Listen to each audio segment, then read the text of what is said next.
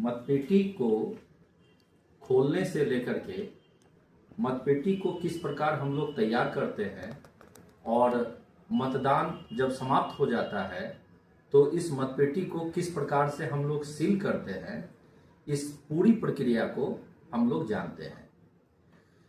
ये हमारा मतपेटी है। मतपेटी का जो सीरियल नंबर है वो मतपेटी पर अंकित रहता है। ये हमारा मतपेटी का ऊपर का ये सील करने का नॉब रहता है। इसको खोलने से पहले यहां पर ध्यान देना है कि इस मतपेटी में एक छिद्र बना होता है। इसमें हम लोग उंगली इस प्रकार से फंसा करके और एक अंदर लीवर बना रहता है उसको अपनी तरफ खींचते हैं और इस नॉब को एंटी क्लॉकवाइज डायरेक्शन में इस प्रकार से घुमाते हैं और घुमाने के बाद ये इस प्रकार खुल जाता है। इसके बाद अंदर का जो नॉब है उसको और ये जो मतपेटी का लॉक है इसको एक साथ 45 डिग्री एंगल पर करते हुए दोनों प्रक्रिया को एक साथ हम लोग करते हैं तो आप देख पाएंगे यह मतपेटी खुल जाता है। इस मतपेटी का ये जो अंदर का लीवर है इस पे ध्यान दीजिए। इसी प्रकार हमें अपनी उंगली को फंसा करके इस लीवर को नीचे की ओर खींचा जाता है या अपनी ओर खींचा जाता है। ये स्प्रिंग पर आधारित है। बस इसी पर ध्यान रखना है कि इस लीवर को एक साथ खींचा भी जाए और जो ऊपर का ये नॉब है इसे एक साथ घुमाते हुए ऊपर की ओर ढक्कन को खींचा जाए। ये इस प्रकार से यह मतपेटी आराम से खुल जाती है। अब मतपेटी खुलने के बाद मतपेटी को जब हम लोग मतदान के लिए तैयार करते हैं तो उसमें सबसे पहले इस खाली मतपेटी में हम लोग एक पर्ची में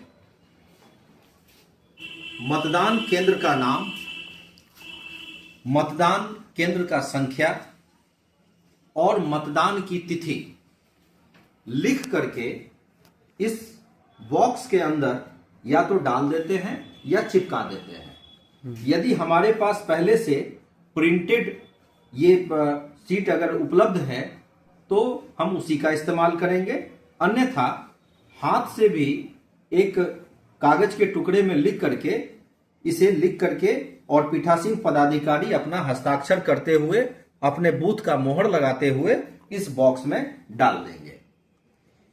इसके बाद इसको बंद करने से पहले ग्रीन पेपर सील का इस्तेमाल किया जाता है। मान लिया ये हमारा ग्रीन पेपर सील है। डालने के बाद यह जो मतपेटी है इसमें अंदर से एक ग्रीन पेपर सील को लगाना होता है। ग्रीन पेपर सील, मान लिया ये हमारा ग्रीन पेपर सील है, उसे लगाने का जो तरीका है उसे हम लोग समझेंगे। यहां पर देखिए, ये लगाने के लिए यहां पर ये जगह बनी रहती है। पीछे की तरफ जो छिद्र है उस छिद्र के सहारे हम अपने उंगली का इस्तेमाल करते हुए इस ग्रीन पेपर सील को ऊपर की तरफ सरकाते हैं और जैसे ही ये ग्रीन पेपर सील बाहर की तरफ आ जाता है इसे आराम से इस प्रकार से खींचते हुए इसका जो दूसरा स्लॉट बना है उसमें से इस प्रकार इसे बाहर हम लोग निकाल लेते हैं। यही प्रक्रिया दूसरी तरफ भी किया जाता है।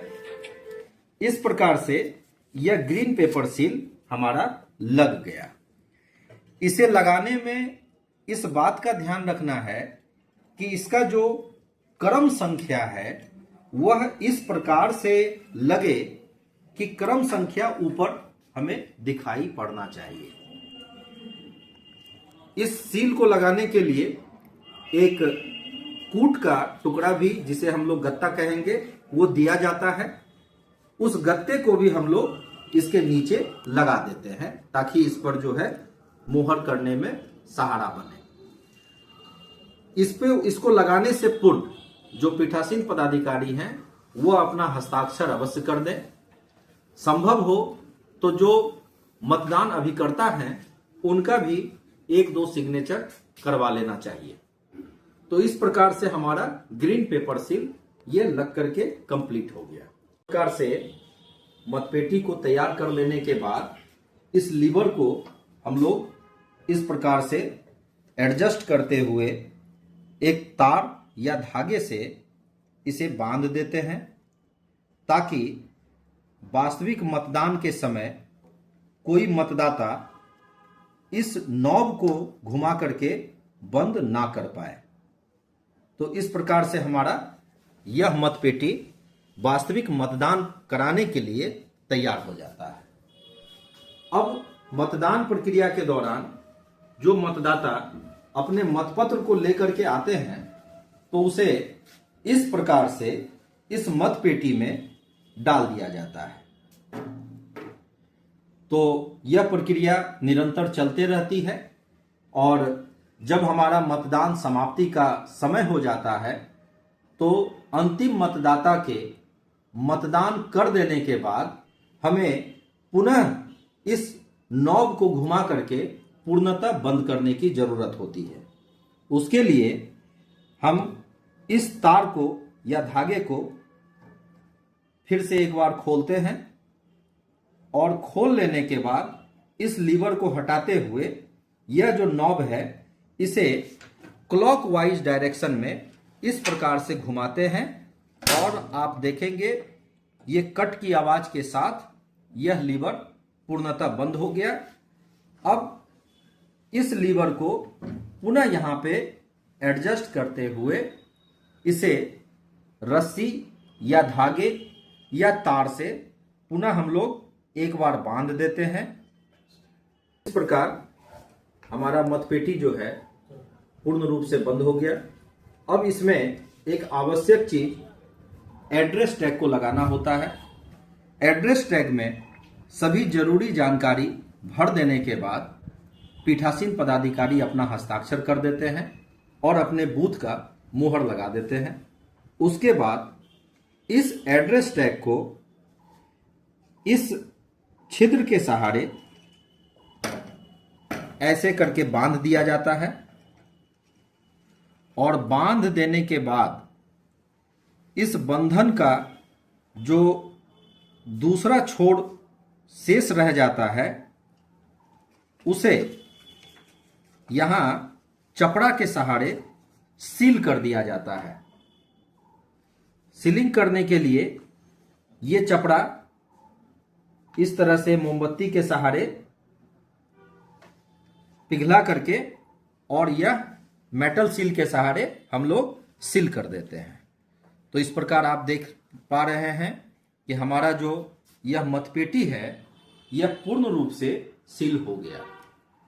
अब इस मतपेटी को एक मार्किन का जो कपड़े का थैला उपलब्ध कराया जाता है उसमें डाल दिया जाता है और उस थैले को सिलाई करके उसे भी 2-3 जगह उस सिलाई के बंधन पर जो हमारा लाह का जो सील है वो लगा दिया जाता है और फिर जो जरूरी जानकारी बूथ की है उसे एक स्केच पेन के सहारे या फिर एक कागज में अंकित करते हुए या तो चिपका दिया जाता है अथवा उस मार्किन कपड़े के ऊपर अंकित कर दिया जाता है, जिसमें बूथ केंद्र का संख्या, बूथ का नाम और पीठासीन पदाधिकारी अपना हस्ताक्षर और मुहर उसमें लगा देते हैं। इस प्रकार हमारा यह मतपेटी मतदान समाप्ति के बाद पूर्णतः सील हो जाता है और जमा करने के लिए तैयार हो जाता है।